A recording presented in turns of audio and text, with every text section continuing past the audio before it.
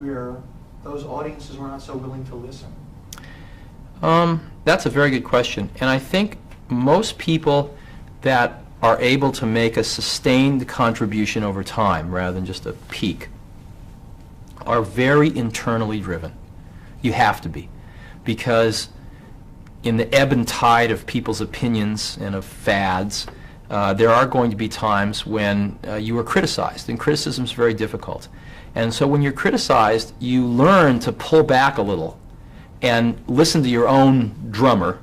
And to some extent, that isolates you from the praise if you eventually get it too. The praise becomes a little less important to you, and the criticism becomes a little less important to you in the same measure.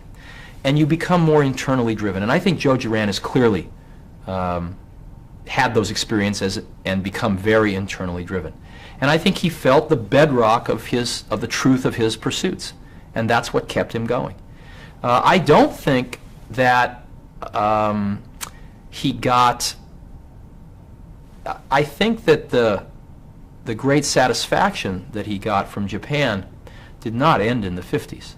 I think he probably looks at Japan as something that he helped nurture along, and as every decade has passed, he sees his ideas blossoming even more. So I'm sure he gets tremendous satisfaction from having injected a very important ingredient into the early post-war culture of Japan, and he probably sees that in every branch and leaf of a fairly large tree. And I think what he's trying to do now is to make sure that he gets that into the future culture of American industry as it rebuilds itself. And I think if he is successful, which I think he is on the verge of being, that in his last breath he will feel comfortable knowing in the decades to come that his work will get recognition.